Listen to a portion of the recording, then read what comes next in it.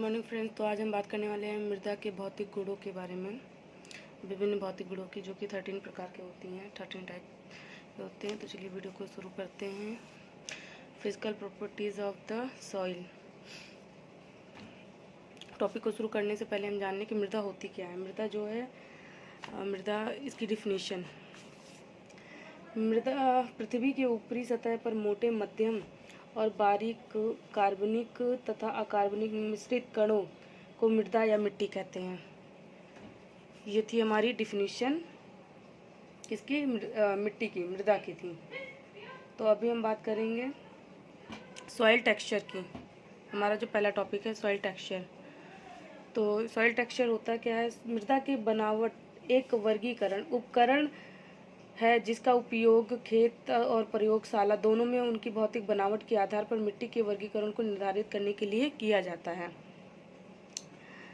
और इसको 3 भागों में डिवाइड किया गया है। मिट्टी की बनावट के मुख्य आधार पर मुख्य 3 प्रकार से किया गया है। मिट्टी के कणों को 3 श्रेणियों में स्थापित की गई है। सॉइल टेक्सचर की बात कर रहे हैं हम, जिसमें रेत, गाद और मिट्टी, इन 3 समूहों को मृदा पृथक्करण भी कहा जाता है। अब हमारा दूसरा टॉपिक है सॉइल स्ट्रक्चर। सॉइल स्ट्रक्चर जिसको कहते हैं मृदा संरचना। तो हम बात करेंगे मृदा संरचना क्या होती है। सॉइल स्ट्रक्चर, मृदा संरचना की अगर इसकी डिफिनीशन की बात करें तो ये होता है, डिफिनीशन के अनुसार इसकी मृदा यानी मिट्टी से तात्पर्य उस अजैविक तत्व से होता है जो भूमि के ऊपरी सतह पर मौजूद होती है। मृदा चट्टानों और कई जैविक पदार्थों का सम्मिश्रण होता है जिसमें उपयुक्त जलवायु और अन्य उपयुक्त अनुकूल परिस्थितियों पर वनस्पति उगाई जा सके। ये मृदा संरचना यानी सॉइल स्ट्रक्चर की बात हो रही है। हमारा तीसरा टॉपिक है स्पेसिफिक ग्रेविटी और रिलेटिव डेंसिटी। ये 3 हमारे हो गए इसमें भौतिक गुणों में। अब हमारी चौथी बात कर रहे हैं हम। पॉइंट 4 है हमारा सॉइल पोर स्पेस और पोरोसिटी। इसमें बात की गई है कि उसकी पोरोसिटी मतलब सोखने की क्षमता और घुलने की बात की गई है सॉइल में। और 5वां पॉइंट है हमारा सॉइल एयर। भूमि में यानी मृदा में जो हमारा एयर मौजूद होता है उसके बारे में बात की गई है। नंबर 6 है हमारा प्लास्टिसिटी। प्लास्टिसिटी जो होता है, एक महीन मृदा में मिट्टी के खनिज फ्लेक जो होता है लेस देन 0.002 mm आकार के अनुपात में पानी की मात्रा में बदलाव के साथ उभाड़ और सिकुड़ने की प्रवृत्ति को बढ़ जाती है, जिसे हम प्लास्टिसिटी कहते हैं। हमारा 7वां पॉइंट है सॉइल कोलाइड्स। सॉइल कोलाइड्स जो होता है, सॉइल कोलाइड्स। और 8वां पॉइंट है हमारा अधेशन, जिसको हम कहते हैं असंजन कहते हैं। अधेशन क्या होता है? 2 भिन्न प्रकार के कणों या सतहों के एक दूसरे से चिपकने की प्रवृत्ति को अधेशन यानी कि आसंजन कहते हैं। और वहीं हम अपने 13वें पॉइंट पे अगर देखा जाए ससंजन की बात कर रहा है, तो ये होता है 2 समान कणों या सतहों का आपस में चिपकने की प्रवृत्ति को ससंजन कहते हैं यानी कोहेशन। अब हम बात करते हैं अपने 9वें पॉइंट की फ्लोक्लेशन।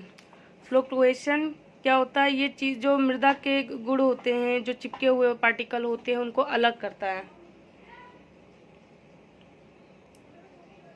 जिसको अब इसका डिफिनेशन जैसे कि हो गया, जल उच्चारण के लिए पानी में घुले कोलाइड्स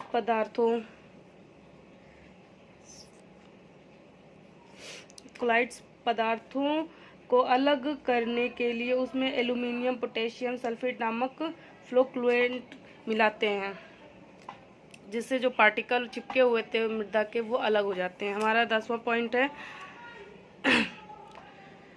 फ्रीएबिलिटी, यानी जिसको मुलायम कहते हैं। मिट्टी में एक मुलायमपन होता है, उसकी बात की गई है। अब बात करेंगे 11वें टॉपिक की सॉइल कलर। सॉइल कलर, मिट्टियों के रंग भिन्न भिन्न होते हैं। सबसे पहले बात करेंगे इसके ऊपरी परत की बात कर लें। मिट्टी काफ़ी परत होती है, तो जो ऊपरी परत के कलर के बारे में बात करें तो मिट्टी की ऊपरी परत का रंग जो होता है, मिट्टियों के रंग भिन्न भिन्न होते हैं। कुछ मिट्टियाँ सफ़ेद होती हैं, कुछ लाल होती हैं, कुछ भूरी होती हैं, कुछ काली होती हैं, कुछ राख के रंग की होती हैं। ये मिट्टी की ऊपरी परत की बात की गई, तो ये इसके कलर के बारे में बात किया गया। हमारा 12वां पॉइंट है सॉइल टेम्परेचर। सॉइल टेम्परेचर, इसके तापमान वगैरह की कैसे क्या नापने वगैरह के बारे में बात किया गया है। तो हम अब हमारा जो ये है मृदा के विभिन्न भौतिक गुणों यानी कि सॉइल फिजिकल प्रॉपर्टीज़ का जो ये पॉइंट है 13 पॉइंट, वो आज यहीं समाप्त होता है। अब हम आगे बात करेंगे मृदा कितने प्रकार की होती हैं। हमारा अगला टॉपिक जो है इसी में what are the different type of soil found in our country. अपने देश में कितनी प्रकार की मिट्टी जो है वो पाई जाती हैं, तो ये उसी का बताया गया है। वीडियो को यहीं पे शुरू करते हैं। जिसका आंसर है ये, इसमें भी 13 तरह की मिट्टियाँ लगभग पाई जाती हैं।